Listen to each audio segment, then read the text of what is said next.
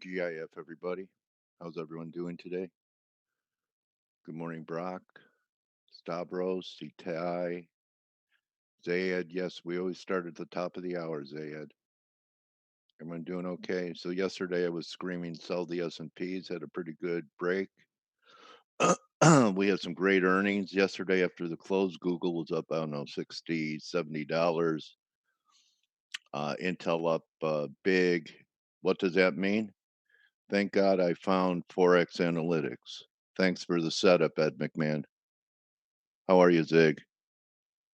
So to me, this looks like a flagpole. I think we've rallied 50%, maybe 61.8.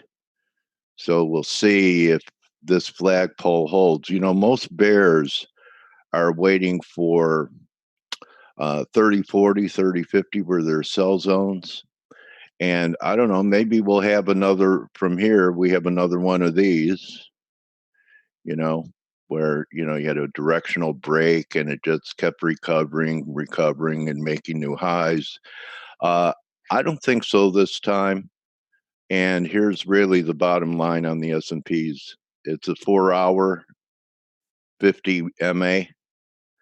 That was right around yesterday's low on this big negative candle, and it held it. I thought it was just going to hold it for a candle or so. Instead, we're getting a retrace, or maybe we're just going to blow because of the Fed next week. I think the markets try and make things as difficult as possible. So the easiest thing to do is to buy the break and say, I'll get out after the Fed. Everyone with me? So, and, I'll get out at new highs, 30, 40, 30, 50 after the Fed. We won't get the Fed decision until Wednesday. And especially if we fade Friday, we could have a pretty good break going into the Fed and have a failing rally on rate cut. So something to keep in mind. Dixie held exactly where it had to yesterday. We talked about this earlier in the week. Once we penetrated this, we had a discussion about uh, head and shoulders not happening at market tops and bottoms, but as continuation formations. And we came back on Draghi and tested it and recovered. It's done nothing wrong. I think 98.40 to 99.20 is the next stop. EG battled back during that time, and we're right back to where EG can be good or bad from here, right back at this 89.50. See how important this 89.50 area or so is. So tempting. That's the only new thing I did today was some of the shorts I covered down here, just putting some out. Pretty tight stop. I'm going to get out over 85 if we start taking this out, because if that happens, we could actually have perhaps a rally back towards 90, again, 91.20. But the week, although we've had, and that's what you do on Friday is you look at the week, we're right at the 2-week off number. So we needed a close under 89.58, and we're right there at the off number. So giving that a shot. And back to the S&Ps, we're not that much above the 2-week off number. It's a pretty good week. Besides yesterday's break, if you look at the weekly candle, it's all blue. But the 2-week off number is 30.10.40. So let's see if it could hold 30.10.40 going into the close. If it can't, that would be another indication, a 2-week reversal, that we may not be going to new highs. But I've tried to top pick S&Ps about 1 million times over the last several years, sometimes successful, but many times all the signals I get, they end up being negated. But this is a pretty directional, or I think Steve would say impulsive.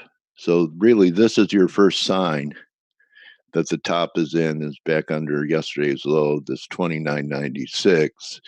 And as you can see, besides the support level at 29.60, you have The 50 on the 4, and on the daily, 2960 pops up again. No, it's all the way down at 2920. So if we do fail, this is kind of one of my speed lines that we could go to. It's down here, 2880. So here's the 2960. It's on the 4-hour.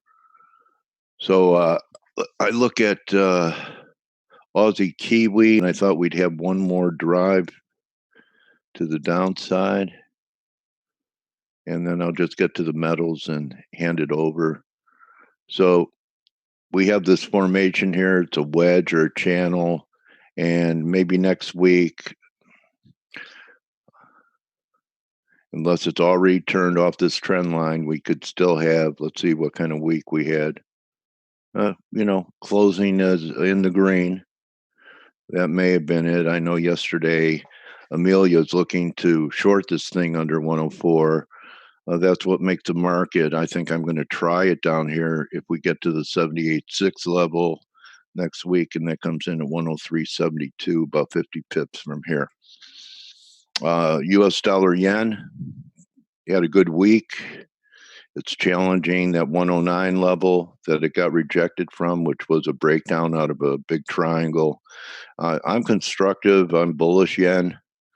The only caveat being, if I'm right about a break in the S&Ps, if it's going to happen, you would think that we would get some type of safe haven buying in the end, and that would take it down one more time. And Bitcoin, I think it had another lousy week. I have a couple of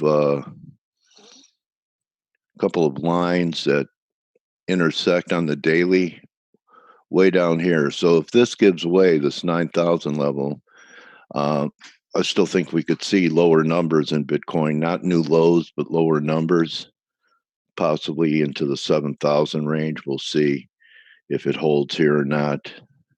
Not doing anything since the February time frame in any of the cryptos, and wrap it up with rates.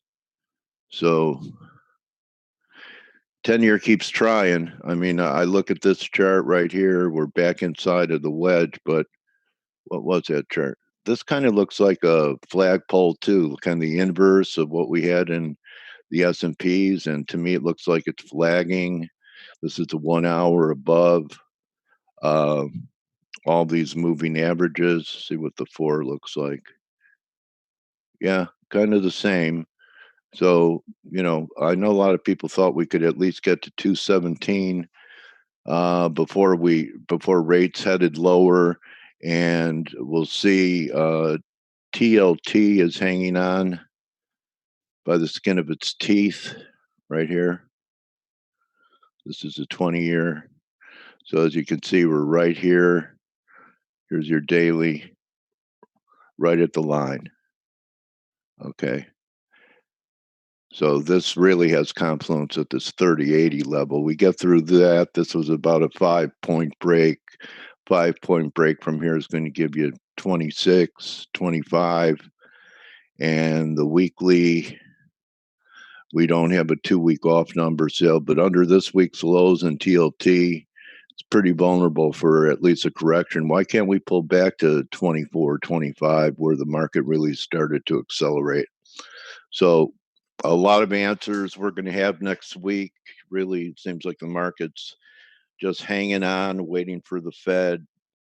We'll see if we have some direction, and they force people out of positions that a Fed rate cut would help, which means who wants to go home short stocks? Who wants to be short stocks, short bonds into a Fed cut? My guess is no one or very few people would do it. So sometimes the hardest trades are the biggest rewarding trades. Amanda Zayed, you have to go into our private chat, and Amanda is there moderating and sharing her work and her trades in there. And you have to be a member, so you could at least take the trial. There's a link right here in the room, I believe. Okay, you're very welcome. I agree with you. She's great. Hard to find anyone that's not great in this team. Maybe me, I'm mediocre, but really have, I think, the best team of any analysis research company out there. You're going to want to check out these guys. This guy long term has like an 80% hit rate. Stelios. You'll hear from Steve after I hand it off. He's one of the best disciplined traders I know. Paulie Franco's another big benefit. Joe is our point man and our spokesperson for the firm on many major media. He's been on Bloomberg many times and Real Vision. And Paulie does a couple of shows. One's free, one's you have to be a member. And he goes through a great spreadsheet with all the key technical areas. And there's Amanda. Her reputation precedes. And Andre is going to be with us today, take some harmonic looks, back up the team. And Blake will be back Monday. Hope his son learned how to block every shot at every angle over the last 5 days in Wisconsin. So I want to thank everyone for hanging out with us this week. It's our mission to build you up and edify you and give you ideas to consider. And just like anything else, even, with a team of pros, you don't take any kind of trade blindly, but you can look at what we're doing and what we're recommending. So here's some pattern and play trades. Andre is still short, looking for 88.09. That was 100 lower than this week's lows on that. Andre's on it on pound Aussie too. So we have a very nice hit rate. I think the upper 50s on these pips. And you get Elliott, harmonics, basic tech, candlestick, macro. Really no reason to leave the site. You could set up your own Twitter feed here. The only reason you would leave the site is to go to your trading platform. So it's all here for you guys. The way to say thank you if Face has given you good ideas and you've made some money based upon some of our coverage. Maybe you were short EG coming in this week. We were all pounding the table on that. The way to say thank you is to join our trading family. So with that being said, Steve, are you around, buddy? Hi, yeah, good morning. Absolutely. And he is as well. And Stel, good morning. Good morning, Steve's plural. How's it going? Good morning. Stelios is plural. How come Steve took the Americanized version and you didn't, Stel? I don't know. He's always the advanced one, yeah. I think it's because Steve loves American politics. It would have been confusing. Right, Steve? Confusing to have two of us, right, with the same name. Yeah. Yeah. And with such similar voices as well. Oh yeah. Stel, anyone ever tell you in Greece, ask you if you're from the UK? It's happened a couple of times. Yeah. You kind of have a little, from being there for a while. 17 years, man. 17 years. They rub off with you. Yeah. They say to me, Dale, are you from New York? And I get pissed off because Chicago's a little different. Anyway. Joe says we both talk a lot. Thank you, Joe. Okay. So what's new, Stel? Well, there hasn't been any big overnight news. The market's still trying to digest the ECB from yesterday, and with the Fed coming up next week, it's going to be interesting because if the ECB had done something yesterday, which they didn't, okay, they announced they're implying basically that there's going to be a package of more loose monetary policy, but if they had done something that I think would have made it much easier for the Fed to go deeper than they probably would have. But they didn't cut. They didn't announce anything straight away in terms of more QE. And we're going into the Fed next week now with the same uncertainty that we had last week, and that is the market's pricing at 25. It's pricing more than 25, actually. It's pricing some more like 30, 31 basis points, so like 50% chance of it over 50. Will that come? We've discussed it before. I don't think it will, but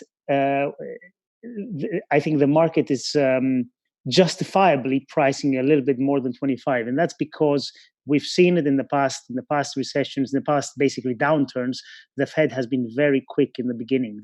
They've started pretty much almost every time with a 50, and I was looking at a very interesting chart the other day, yesterday, the day before, I can't remember, but it was very interesting because it was showing the manufacturing PMI versus the services PMI, and whenever manufacturing is much lower than services, and it has been like this for Europe, for the US, manufacturing sector is really underperforming. That's almost always the precursor for a recession. So, sorry, just excuse me a second. I have my daughters here. Okay. Yeah, So, very bifurcated economy everywhere, isn't it? Yes. I mean, you could get a job at a fast food place, but not in a factory. Yes, and I realize that the global economy is turning more towards services rather than manufacturing. It's a very different economy than we had, say, 30 years ago. But still, this is a pattern. For the same reason, it's turning more in consumption, in debt-driven consumption than anything else. So symptoms of the same disease, more or less. Yes, I agree. So that was a really interesting chart, and I'll find it and I'll share it in the chat room. It's really amazing because it shows the gap between services PMI and manufacturing PMI, and whenever there's a big gap like there is now, almost every time you get a big downturn. So because the one indicates what's happening in the real economy. I mean, service jobs in the vast majority don't add value to an economy. I mean, they just not as much value as manufacturing. You mean my job as a greeter at Home Depot doesn't add value? No, services obviously do add value. Hello, everyone. Yeah, go to aisle 3. That adds value. Yeah, no. I mean, services add value. Like you have, technology products. Like look at Zoom that we're using, to do the stuff we're doing. I mean, it does, but Steve is right that manufacturing is usually leading the way, and in this respect. So we, first of all, let's make it simple. If we assume that you expand your manufacturing, doesn't that also end up adding service jobs in the process? I mean, think about it. Yes. Manufacturing is the first step, right? You still need somebody to sell the product. You still need somebody to promote the product. You might need intermediates. So manufacturing creates added value, creates actual products and service jobs. Yes, I agree. So yes. So basically, going into next week, I mean, we had nothing to note overnight. We didn't even get anything from Boris Johnson, anything new, which was disappointing. But we're obviously waiting for the GDP print in 10 minutes from now. It's going to be an interesting print because, I mean, if we get a better than expected GDP print, that's probably going to make it even tougher for the Fed, to go through with the first hike, with the first cut. Let me clarify. I think there's a 0 chance they're not going to be cutting since the market is fully pricing that in. But, that doesn't mean that they won't feel somewhat uncomfortable while they have to, excuse that. I know that they've already built, the ground by focusing so much on inflation, which there's no point because inflation in the US is on target, or what they've said as target. But, it will still be quite awkward, especially if by then we are still near all-time highs in the indices as well. I mean, indices are flirting with all-time highs still as we speak. We're less than 10 handles, below the all-time high. So yeah, it's going to be interesting to see the GDP print. It's definitely going to be a softer GDP print than the one we had in Q1. Stelio, is it 1.8 that market is currently pricing in? 1.8, yes, that's correct. Yes. So And let's see what we get. And the other thing is we've seen the Atlanta Fed model. It keeps downgrading basically the estimates going forward for Q3, I think, as well. So the momentum is definitely to the low side, but this is a very important number, and if it comes in, like you said, anywhere above 1.8, then that's going to make the Fed's job tougher. I still think they're going to cut no matter what. They will. Even There's if no we get chance. 2.5% print, they're going to cut. No chance they're going to disappoint what the market is expecting. I think that if for any reason they don't cut, there's going to be a massive move in the markets. Massive. Yeah. And they definitely don't like that. Yeah, if they don't cut, I think stocks could easily go 1-2% down on the day. Oh yeah, absolutely. And the dollar might end up flying as well. Yes. And we know that they want neither of those happening, right? No, of course not.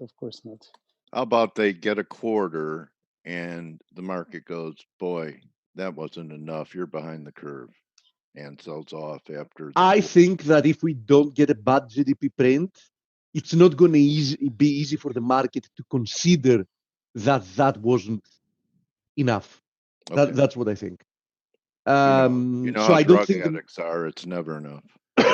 Oppositely, as I've said, I think that there is a decent chance that if they cut 50, after seeing the data somewhat stabilize and stock markets have been at all-time high, etc., I wouldn't find it impossible if the market got a little bit scared that perhaps there are things that the Fed is aware of that look nasty and we're not yet aware of. Yes, exactly.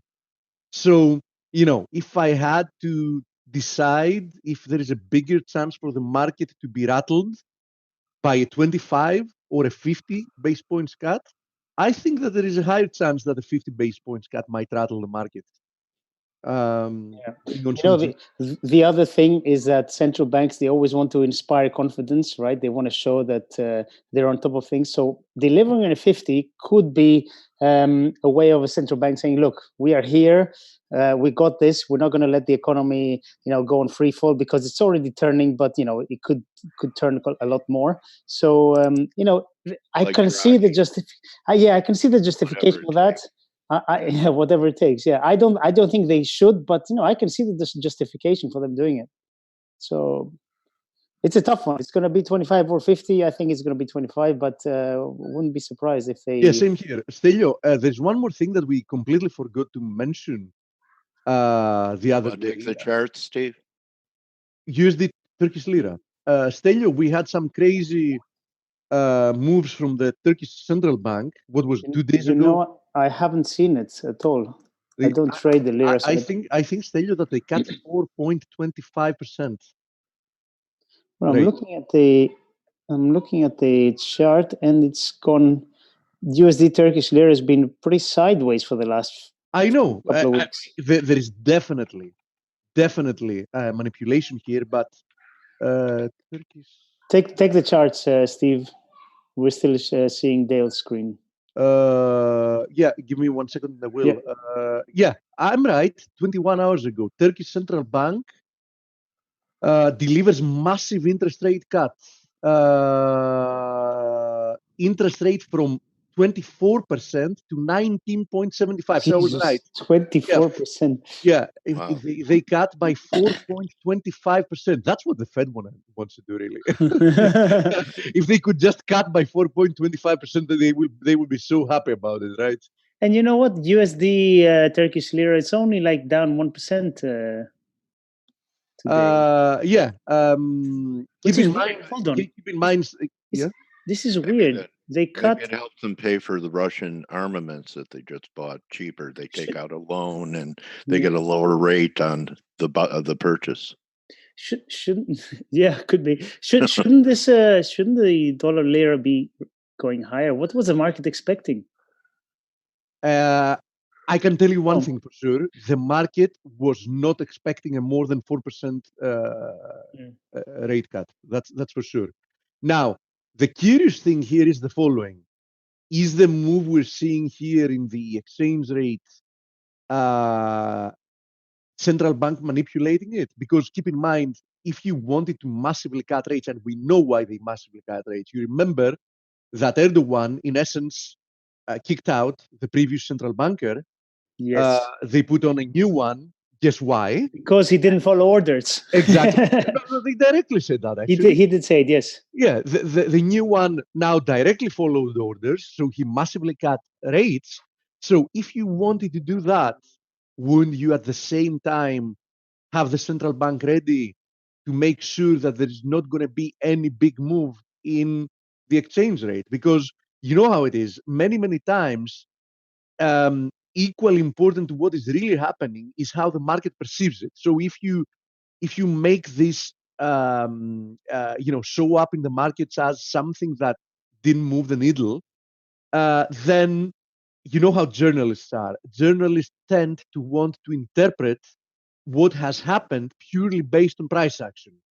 So then people are going to start articles saying, oh, perhaps the market was happy with the massive rate cut because now the market believes that this is going to produce a better economic recovery, and that on its own might help the Turkish lira recover in the medium to long term, right? So I'm pretty sure that the central bank is doing a good job holding it there. Now, from a technical perspective, as you see, this is the channel I'm monitoring, and we're actually testing support. The 200 daily moving average is a little bit lower. So it's quite interesting, and I wanted to mention it because I completely forgot to do so yesterday. Yesterday, of course, we had the ECB, so that didn't allow for much. Anyhow, we're just a few minutes away from the GDP, and the GDP is going to be quite an important print ahead of next week's Fed rate decision. 3 minutes, actually. Anything else, Stelio? No, I'm afraid. Sorry, what's Joe is saying? Joe is asking. He's saying there's a question he's heard. Why is the Fed cutting with full employment and stocks are all-time highs? It's a good question, and my personal answer is because the Fed has a dual mandate. One is employment, the other one is inflation, and arguably inflation is more important. Inflation has been their preferred measure. Core PCE has been persistently below 2%, but most importantly, many of the leading indicators have turned quite a bit lower, and there is growing global uncertainty, and all this can snowball. And also, let's not forget, Trump wants lower rates. So that's what I would say. The main reason is because there are elections in 2020, I would say. Now, having to do Stelio with Fed's dual mandate, I'm of the complete opposite opinion. Theoretically speaking, price stability is the main mandate, but I think that is only on paper nowadays. I think that we're going to even more clearly see within the next few years, that if the Fed is willing to abandon one of its mandates, that is the price stability. They've already guided forward in any possible way that they're more than willing to let inflation run hotter. So I think that their true mandates at the moment are two. One, asset price stability. Yes. Two, employment. I think they couldn't care less about inflation. And by asset price stability, you mean a slow grind higher, right? Yes, exactly. Yeah, it's. I think what you said before about elections is spot on. There's no way they're going to want to have any kind of an equity, not a meltdown, but even a proper sell-off ahead of the election. If for some reason in 15 months from now, stocks are tanking, and I'm not even considering the possibility of getting destroyed, right? Just, having a bad stock market, I think that the chances of Trump getting reelected, and I think more or less everybody agrees that, even Trump agrees on that because he has made that his flag, you know what I mean, are zero. His benchmark, yes. Let's see, by the way, less than 10 seconds. So let's see what's going to happen here. Yes. For the GDP.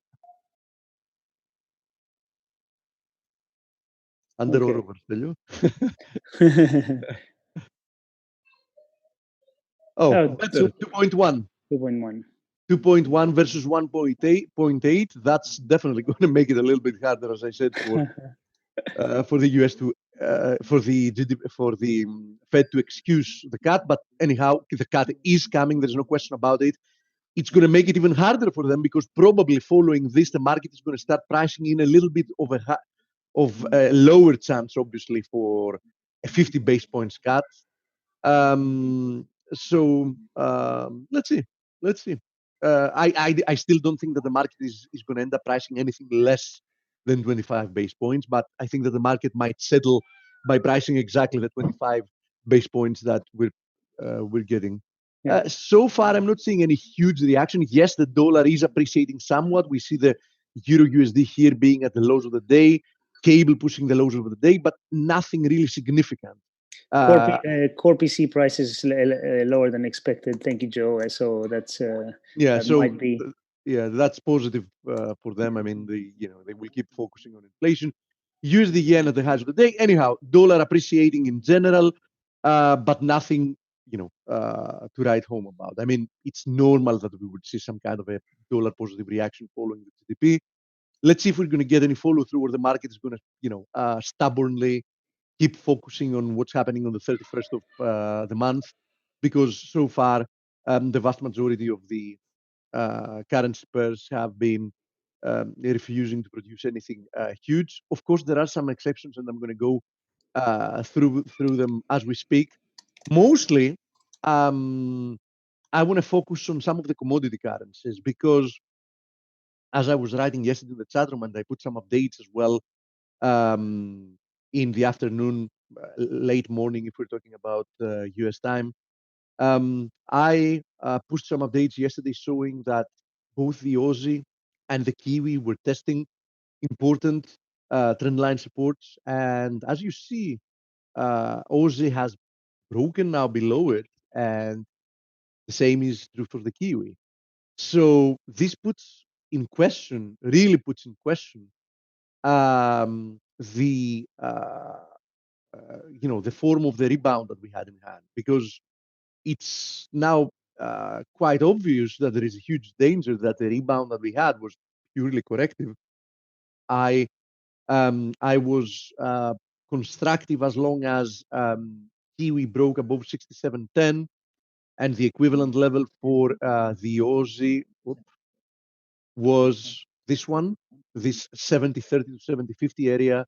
Actually, by breaking above it for like 1.5 days, the Aussie also triggered this inverted head and shoulders formation. You can see it here marked in with purple, and then it just reversed lower. And this is today so far, and probably, I mean, I see no reason why it's not going to close negative on the day. I mean, we got a good GDP print. We don't have any really big data coming for the rest of the day.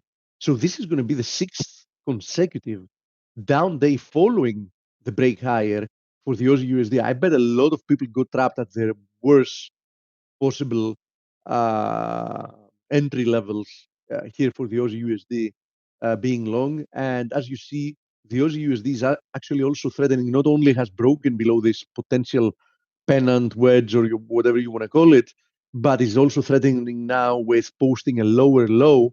So even a higher chance that whatever the rebound was, it's done and over, and Aussie is looking to trade even lower from here. So Aussie failing, Kiwi failing. I also yesterday updated the USD CAD, showing we were still somewhere in the middle of this little flag that you see here, saying that we're still monitoring the USD CAD being in the flag, and another push higher, should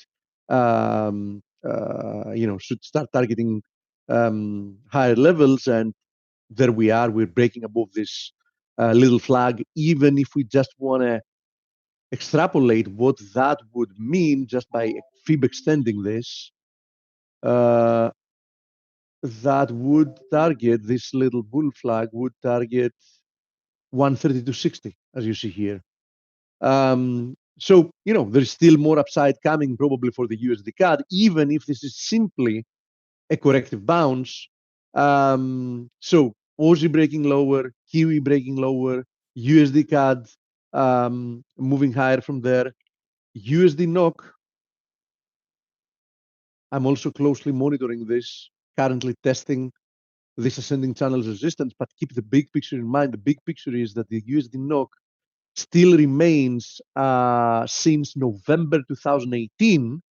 So it's already been like roughly 8-9 months that we've been trapped in this big range, 840 to 880. So, it's not going to be a surprise if we continue moving higher, and definitely an eventual break above 880 is going to be pointing to, to a larger appreciation for the USD NOK. If you want to have a look at it on the daily chart, you can see that that is definitely not going to be a surprise, simply because the USD NOK had a massive, massive move higher. We're talking about a multi-year move higher.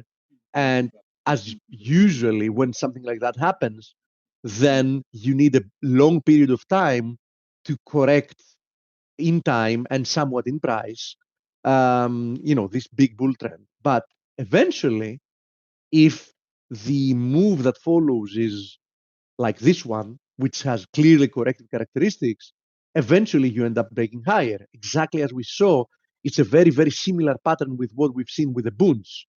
So is the USD NOK in essence a fractal of the bunds and lagging? Because if we go to the bunds, you'll see that the bunds in essence followed the same pattern. What was that pattern? Prolonged consolidation correction lower. Once they broke above this, a period of consolidation within a rectangle, does that remind you of something?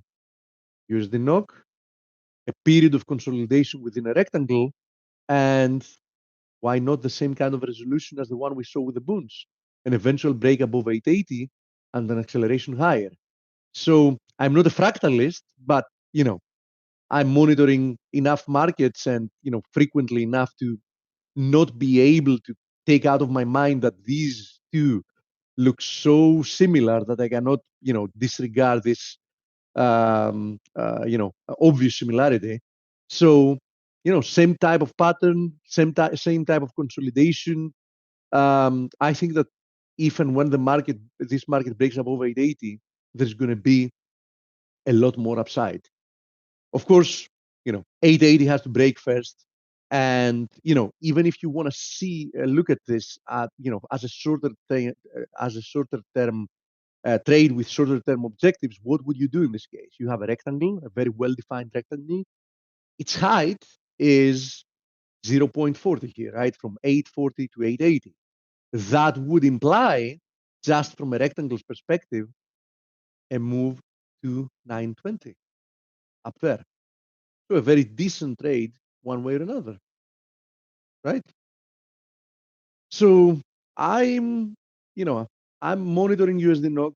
I remain patient and looking forward to an eventual breakout. I'm probably going to trade this breakout. Now, obviously, crude moving lower is going to benefit that. There's no question about it, right? I mean, weak crude oil prices are going to be negative for the NOK, so positive for the USD NOK. So those two things might happen at the same time, one collaborating the other. And as I've said before, the line in the sand here for crude is roughly 54.50 to 54.75. If you want to look at it on a 4-hour chart, there it is. Doesn't really matter how you draw it, but you can easily interpret this as a corrective formation. So an eventual break below that horizontal support area is going to be pointing to further losses for crude. And, as I said, that should produce higher USD CAD, higher USD NOK moves. Let me have a look at a few of your questions. And I know that we have Paulie with us. today. Andre is also with us. They definitely have interesting stuff to share. So let me start by looking at the chat. Let's see. Oh yeah, I also have some questions from the chat room I want to answer. There was one question, what is happening with the USD yen, and cover that. And there was also one question having to do with the pound Aussie. So let's begin. By the way, very briefly, nothing to add for the cable, nothing to add for the euro. Cable remains trapped within this descending wedge. Obviously, a break below the previous low is a bearish event. In order for me to turn bullish, I want to see a break above the descending wedge, but even most importantly, above 125.80. So, unless it breaks above 125.80, I have absolutely no reason to be short because it's already a trend that is quite exhausted. So there's no risk reward to be short. But I find no reason why I would want to try to catch a falling knife and buy it as well. So in between, there's nothing to do. I would rather buy it if I was to do something with it at some point, which I doubt it. I think there are better opportunities out there. But as I said, only if we break above 125.80. Now, having to do with pound Aussie, pound Aussie, first of all, first comment here, it reversed higher after perfectly reaching this flag's target. So as you see, the measured target of this flag, expanding triangle, doesn't matter. They have the same, depends on how you draw it. They have, from theory, they have exactly the same target. Measured second leg equal to the first one. So we perfectly tagged that one. We consolidated for several days. Usually that points to a resolution lower, but then we jumped higher. So nice rebound so far. Now the next question is, okay, should we be bullish the pound Aussie here? And the answer is no. First of all, because we're back testing now a previous horizontal support resistance area. So nothing here tells me that we can't just continue lower from here. Second of all, there is this descending channel with which we traded. Its resistance is not much higher than where we currently are. Okay. And if you also want a third reason, I still don't see the RSI producing something more than what I would expect, in a corrective move higher. So I would remain patient here. If I had to trade this here and now for any reason, Steve, I'm sorry to interrupt you. Good afternoon, everyone. Good afternoon, Andre. Can you change into a 2 hours time frame or 1 hour time frame chart? Sure, I can even change the tick chart if that helps you. No, it will not. Can you zoom in to that three tops that we have now recently, so we can see? I have a PIP. RSI divergence here, you mean? RSI divergence, and for those who are trying to long, I will avoid that. That as you said before, it's not the best price level to try a long on cable versus Aussie. There's also that kind of heads and shoulders now forming at that previous structure resistance. So I believe there's an opportunity, but not for longs at this point. I believe there's. I agree with you. I think it would be dangerous. I think just to prevent those longs at this point, because certainly, or with a larger probability, we will buy a top at this point. So I will not be surprised, just to say, I will not be surprised to see a retest of 178.54, which is the most recent or the previous daily fractal support level. I will not be surprised with that, with the pullback to retest those levels. Again, we have that descending channel, and because I'm already positioned on a long, holding my long there. By the way, I will not be surprised to see.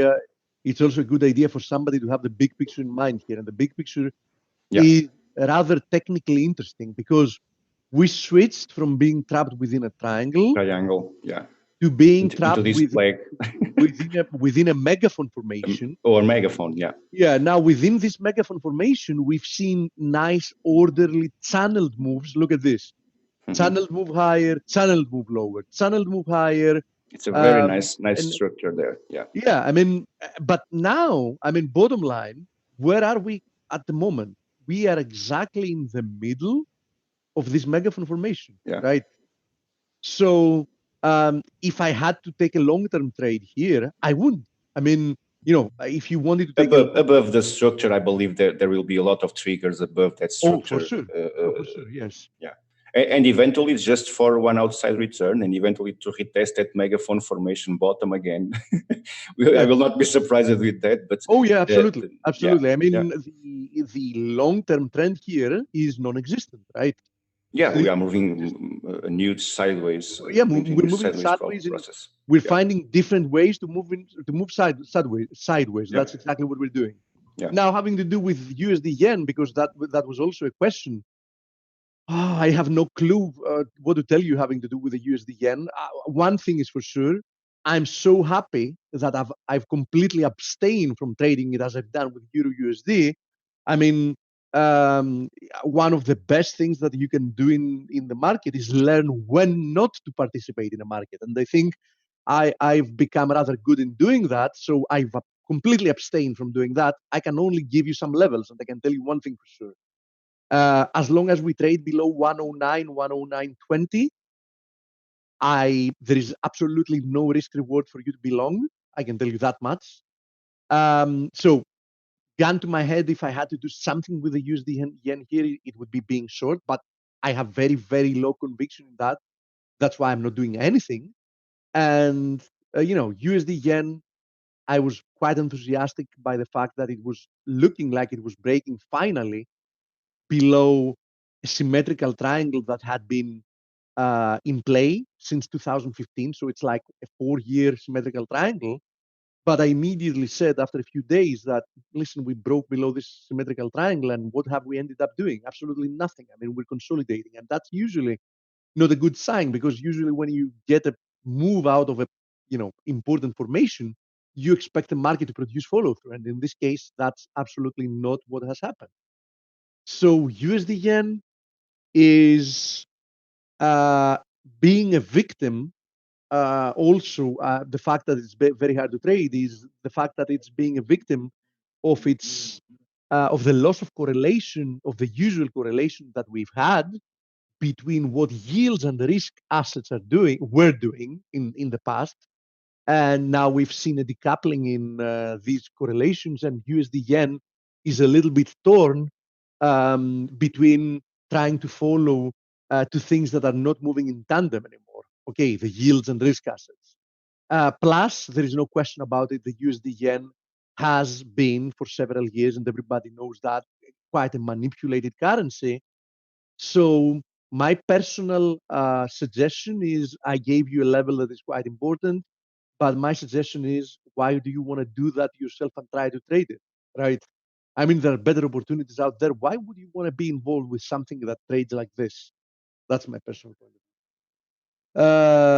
Hamid says Erdogan said today more to come having to do with rate cuts. I'm absolutely certain, mate. I have absolutely no doubt that that's the case. That was the start, especially if they manage to hold the currency in check after this major cut. I'm pretty sure that we're going to see more, and I'm pretty sure that we're going to see more fast. Now, there's also a question about the euro pound and having to do with the euro pound. You know something? I think it's a better idea if we have a look at the euro pound on the 4-hour chart, because it's much more obvious here. So, euro pound, question number one, was that enough of a move lower? Might have been, might have been. I would be closely monitoring this area, 89.50 to 89.60. I know that we're currently trading like 2-3 pips above it, but I don't care what we do within a 4-hour candle. I mean, I want to see how we close the day, because if for some reason we get rejected from here, then this can simply be a retest of a broken head and shoulders neckline before continuing lower. Okay. But if we do close above 89.60, I think that disappointingly enough, that might have been it. Okay. I mean, we had like an ABC move lower. I would have expected a stronger correction lower, and we might still get one. after such a prolonged move higher, but it's not impossible that that was it. Okay, so I would be quite careful here, and as I said, seeing how we close the day and of course the week is rather important. This is also another chart I updated yesterday when we were actually breaking above this channel. This is the USD Swiss, by the way. I pointed that out and that we might see continuation. We're already approaching the previous high, and I think we might see more upside from here.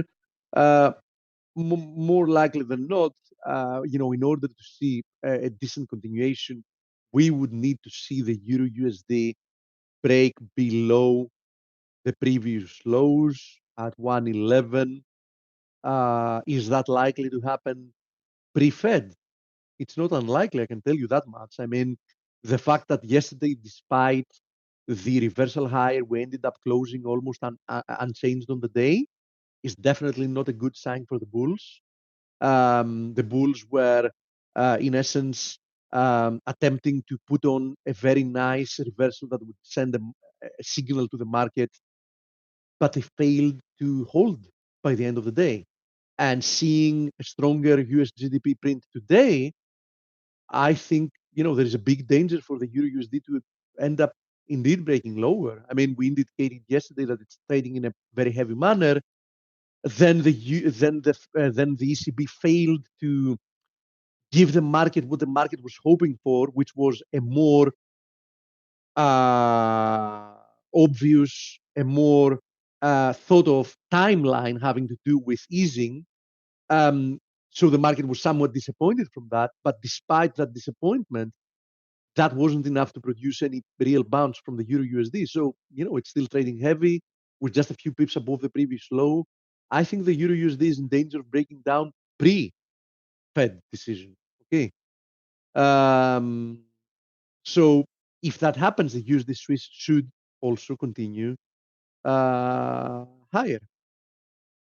Andre, Polly, which of you wants to take over for the next 8 minutes and share some stuff? I can show some charts. I'm not sure if Polly has something relevant to show. Paulie always has something relevant. Of course, we have always something relevant. But I'm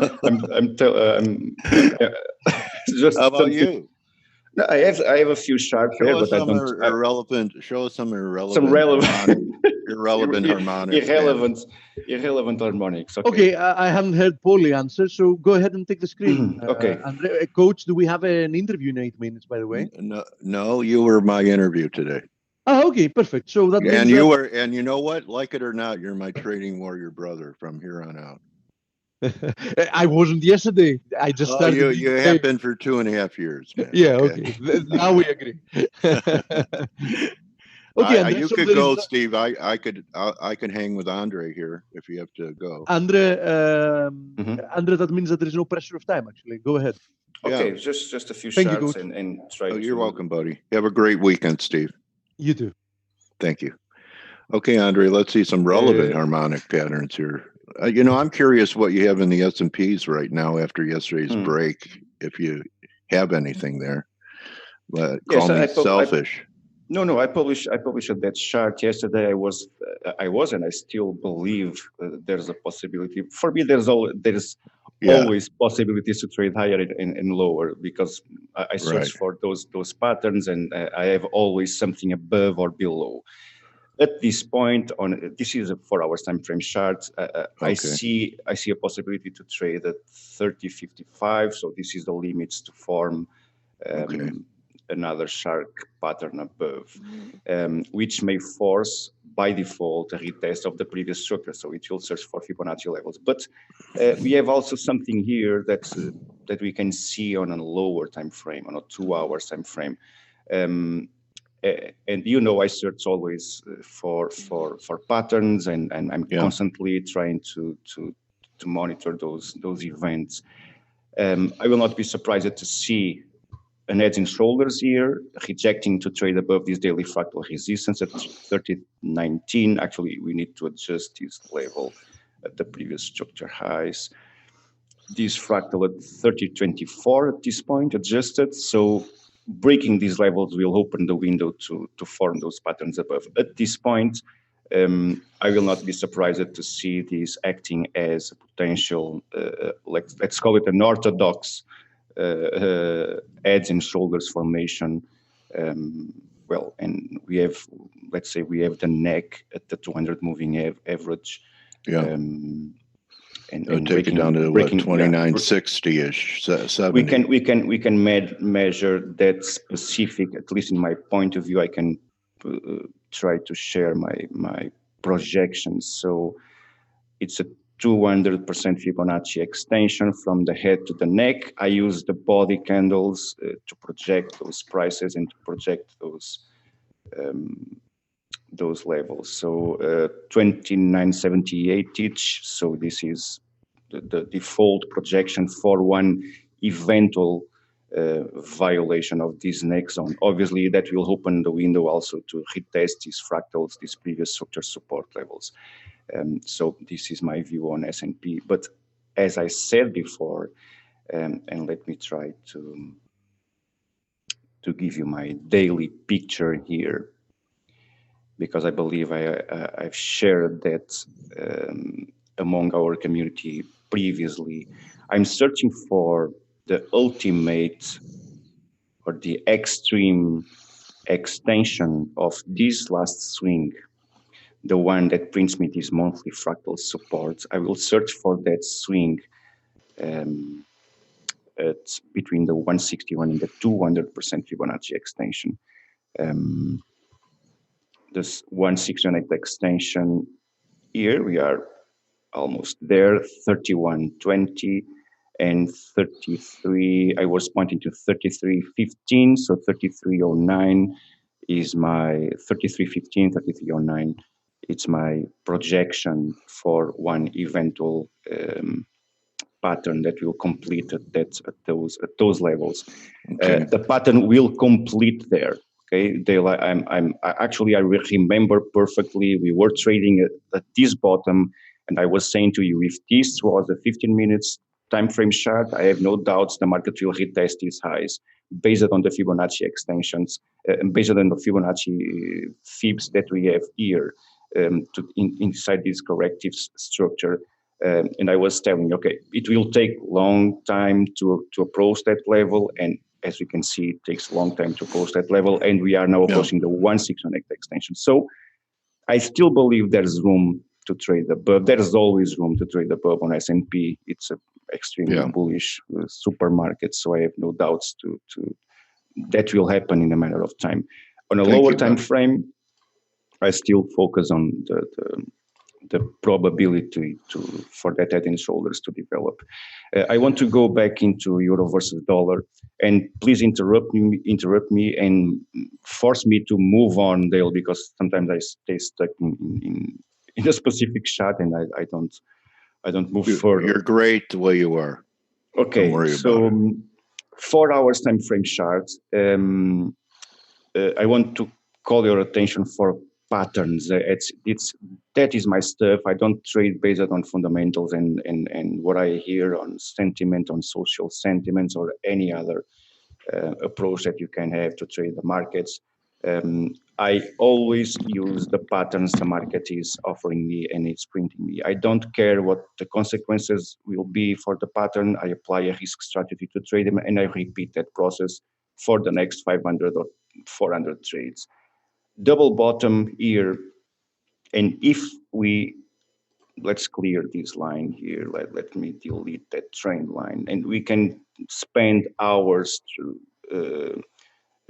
talking about how to draw a trend line, how to identify the structure and whatever. So usually when I see a double bottom, if that's the second bottom respects the lows of the first one, I always like to use that as a potential trend line, not a trend line, but a pressure level or a pressure line that usually the market will try to respect. So as you can see here, the market, not the bottoms of this structure, but ultimately the market has retested these this trend line here.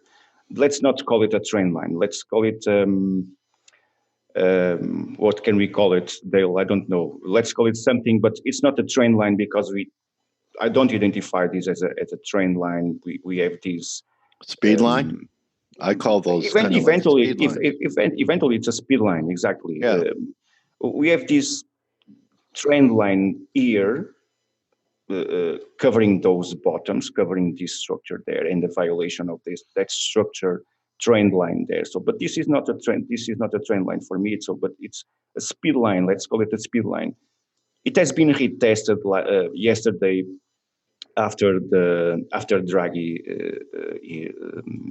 event, and actually the market has found some support there at 168 extension, filling that pattern, and retested that level. As soon as the price starts to pull down or to pull back from those levels, I was expecting, okay, eventually it will fail to recover above, and will fail to recover above those fractals, and it will keep trading lower. What we have below is the default, as I mentioned before, and a few days here on this webinar, the potential breakout from these edge and shoulders formation that will put the price trading at 109.98. The 200% Fibonacci extension from this fractal support, daily fractal support, to the weekly fractal resistance. So that an extension at 200% Fibonacci is a default target for that pattern. Let's wait and see. At the same time, we have Dixie, which has printed a very similar behavior, obviously. Let me show you that on a 2 hours time frame chart. So this is the shark pattern at 168 extension, and yesterday Dixie has approached at that Fibonacci level. At the same time, euro dollar was approaching that crab pattern, and it has been forced to pull back. So it has failed to achieve the default target or the minimum expectation for the pattern, and it's now trading higher. So I will not be surprised to see this acting as a potential third drive, Dale. I'm not sure. Yeah, until you pulled that chart up, I didn't even notice that. But that, that's the first thing that crossed my mind. Yeah, I would say that. Yeah, but I would say that low that we had, it was actually kind of like a head and shoulders you showed on euro. It exactly tested that low there on the Dixie. Yeah. So I mean, that's the bull case. If we ever take out that low, then it's over. From here, I don't know. I mean, it's a top pick. Yeah. I just don't feel like it's ready. No, me neither. Me neither. I think there's always obviously a possibility to retest that monthly fractal, and to wipe that fractal, to trade above that fractal, and this is the 224 extension. Usually the market will feel some pressure there. If that will be enough to produce a significant fall from there, we never know about that. And that will depend also the structure the market prints here, because if the market starts to move sideways, eventually we will have a short to retest this structure here. That let's wait. And isn't that the previous high, 98.40 or something? Was the high 98.30? Yes, it is. Yes, it is. This is a fractal 98.37. It's nailing the previous structure high. So there's also a possibility to wipe those highs, to trade a few points above. There will be a lot of stop losses positioned there, and a few points. Yes, it will, and eventually me also, because with a different measurement, because this pattern requires a 50% retracement pullback. Okay, so if that pattern ends up being a reality, we can expect a 50% pullback. So a retest of that fractal and weekly fractal daily resistance levels now as potential support. So that will not be a surprise for me, a retest of those levels.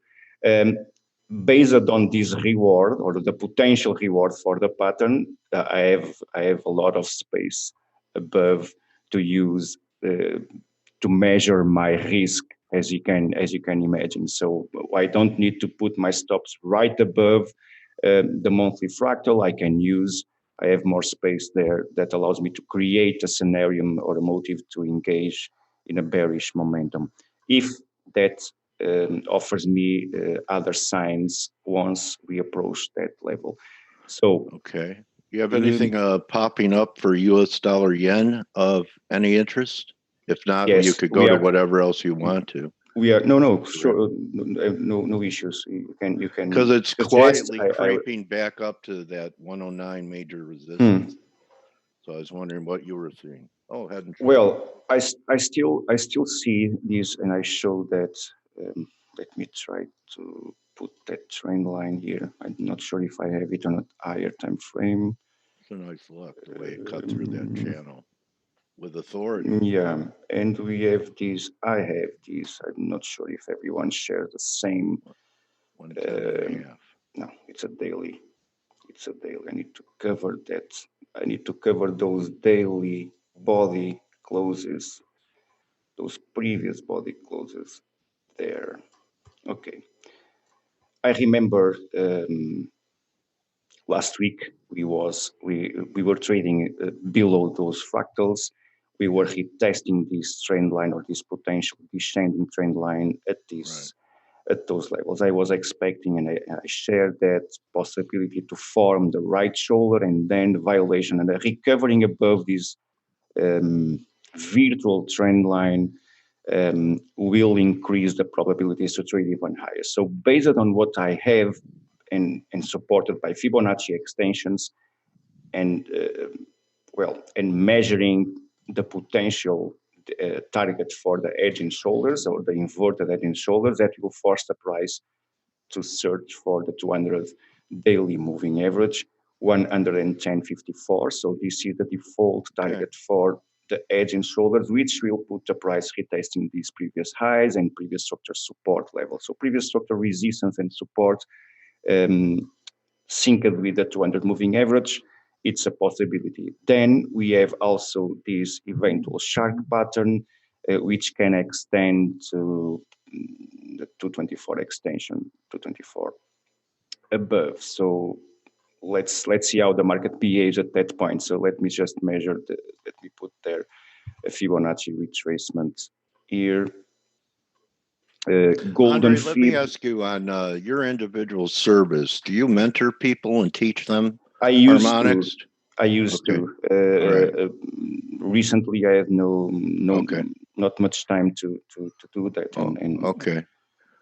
But I keep providing people with some opportunities, and I help those measuring the risk for their trades and learning how to perform with how to use their platform. A lot of traders don't know how to trail a position, how to cut into partitioning, to use a partitioning system or strategy to manage their trades. So I help them when I can on those processes, but I'm not mentoring, I'm not guiding, at least for now. Yeah, you're a great candidate for our education.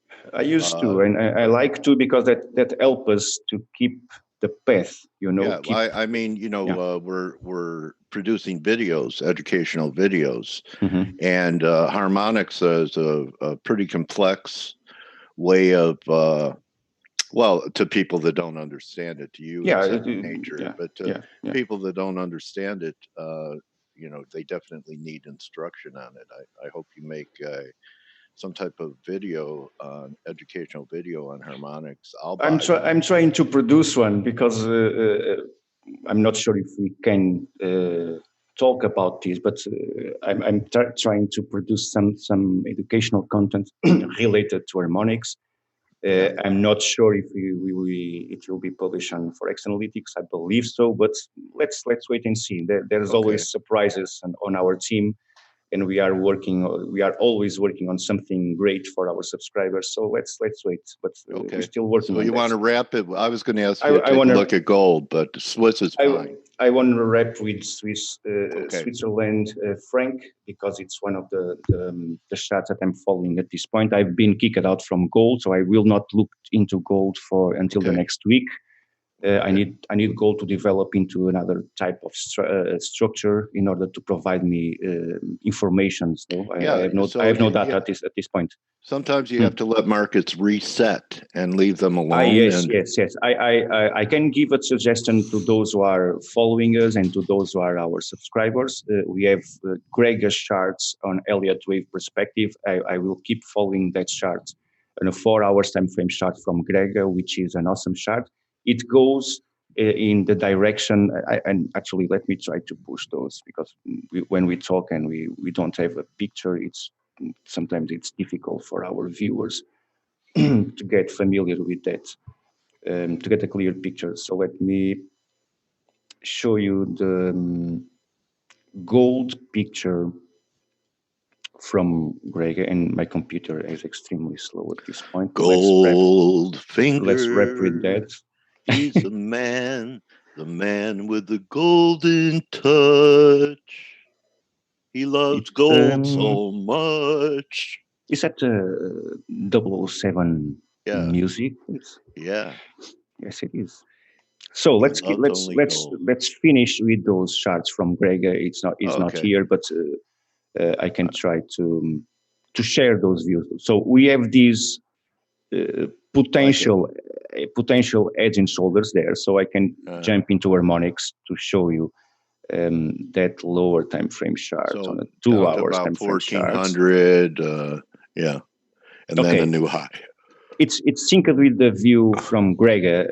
So we have these inverted head and shoulders. I just took the wrong trade at this point. We have a bullish 5-0 pattern there. I was trying to buy that market at that point. But there's always two possibilities, and the market is trying to form these edge and shoulders. And very similar to the previous trade that we take on ForexAnalytix. So I pushed this trade at 5.0 and we closed the trade above. So we have this bullish momentum as a profit trade.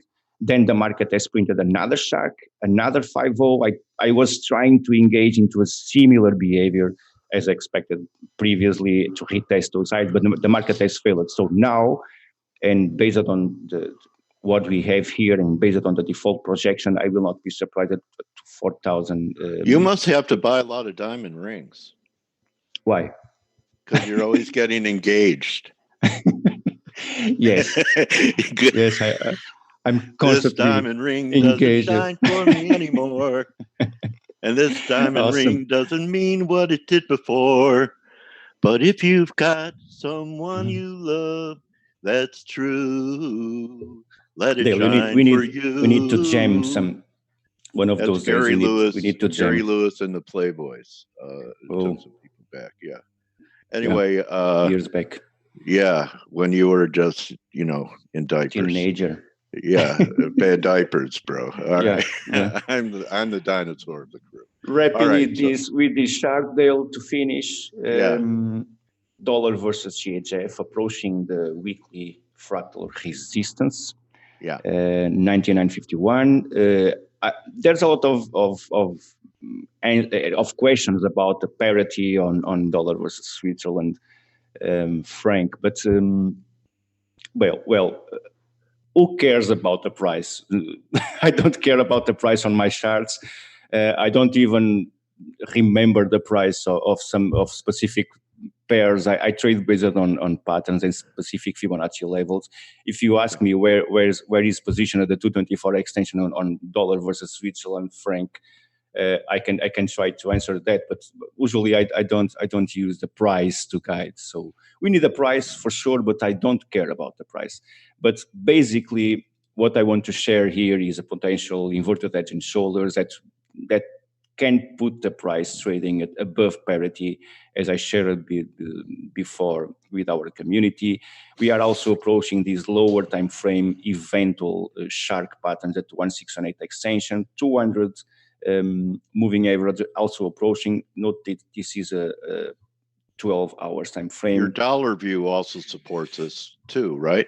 Exactly, because I believe there's a possibility to form that shark pattern at 1618 extension. Dollar Dixie will trade above a 224 extension, will form that 4 hour time frame chart or it's a daily time frame chart or a 4-hour time frame chart, it's the same, but basically it will force dollar to retest that structure also above, printing that sharp pattern at 224 extension. So let's wait and see what the market will produce until there. So as I used to say, I don't think, I react to what the market is offering me. So if the market prints me a pattern with a friendly risk reward approach, I will try to do my best to give my myself the best entry possible to try to take advantage from that pattern. If there's nothing, I prefer to stay away. Good stuff, Andre. Thank you very much, and have Good a nice stuff, weekend, everyone. All right, have a great weekend, Andre. You too. To really have access to Andre's work, which I think is elite, and I see a lot of people. I've interviewed over 1,000 traders over the years, and Andre's excellent, and was Thank a you great very much, addition Phil. to our team. We are a great team, a year or so indeed. ago. I challenge anyone listening to my voice right now to please direct me to a site, a trading team that can do what we do ethically. And with that being said, thank you, Warriors, for hanging out with us this week. Do your homework. Friday is a great day to subscribe. Gives you all weekend to familiarize yourself with the platform. And most of all, don't just count your pips, count your blessings. I hope you feel that FACE is a blessing in your trading career. We do our best. And with that being said, have a great weekend, everyone. Enjoy. Adios. And see you guys next week for the Fed. Take it easy. You're very welcome. I'll see you, Mario. See you, Marcio, Philippe, Shaitan, Ite. Have a great weekend, my trading warrior brothers and sisters. Adios.